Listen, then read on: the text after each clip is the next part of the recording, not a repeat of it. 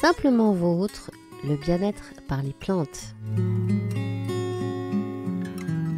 Un programme proposé par l'association Simplement.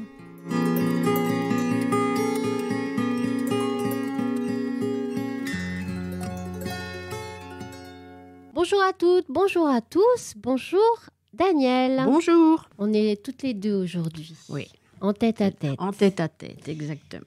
Alors aujourd'hui, tu vas nous parler de quelle plante, Daniel ? Du fusain. Du fusain. C'est joli le fusain. Voilà, c'est très beau. Dans les haies, c'est joli comme tout. Ouais, un joli Voilà. rose, les fruits. Oui, tout à fait. Comment t'appelles ça, les fruits ? Le bonnet d'évêque. Bonnet d'évêque. Voilà. Mais même tout le fusain, on peut l'appeler bonnet de prêtre ou bonnet d'évêque. Le bois à l'ardoire. Alors ça, je me suis documentée un petit peu là-dessus parce que la tige doit être un petit peu creuse et ça pourrait servir de brochette pour larder la viande. On met un morceau de lard au bout et quand il faut larder la viande, on enfile. Ah oui. Voilà. C'est comme une brochette. C'est pour ça qu'ils l'appellent le bois à l'ardoire. Et les tiges sont assez droites. Ah oui. C'est assez droit, donc c'est plus pratique. Ils appellent ça le bois à l'ardoire. Bon, il faudra que j'aille voir ça de plus près. Alors. Voilà. Il fait partie de la famille des Célastracées. Célastracées. C'est un arbuste sauvage de 2 à 6 mètres de haut. Ça vient assez haut. Avec des feuilles ovales, aiguës au sommet et finement dentelées, d'un vert foncé mat.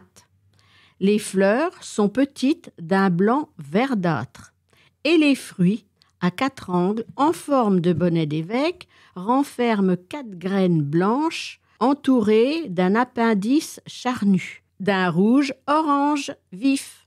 On le trouve dans les haies, les lisières. Il a une croissance très rapide, mais une faible longévité. Ah bon ? Autrement dit, il ne doit pas vivre très longtemps. Ah oui. Il croît assez vite, mais bon, mais il se multiplie. Oui, Hein. oui, oui, Autrement, on en trouve assez souvent. Mais peut-être que c'est ça son truc. Quand on va le voir dans un endroit, peut-être au bout de 2 ou 3 ans, on le reverra peut-être plus dans le même endroit. Ouais. On pourra le retrouver des fois ailleurs. C'est pour ça. Dans cet arbuste-là, on nous dit que les pucerons viennent s'y reproduire. Ah bon ? Oui. Alors, est-ce qu'ils viennent dans les petits fruits ou sur les feuilles ? On n'a jamais trop vu, mais on les voit peut-être pas trop s'ils viennent s'y reproduire. Finalement, ils sont souvent dans les haies, les fusains, donc on va pas tellement voilà dans les aussi haies chercher le voir. Ouais. Oui. Donc, sa principale particularité, c'est le bois carbonisé du fusain qui est utilisé depuis des siècles pour dessiner. Il est apprécié grâce à son grain fin et homogène. Pour fabriquer le fusain, il faut le placer dans une boîte de conserve sous les braises. Cela permet d'obtenir des bâtons de charbon de fusain qui peuvent être taillés pour dessiner. Voilà, c'est ça. C'est à essayer. Oui, à essayer. Ouais. Toutes les parties sont toxiques, autrement. Alors attention.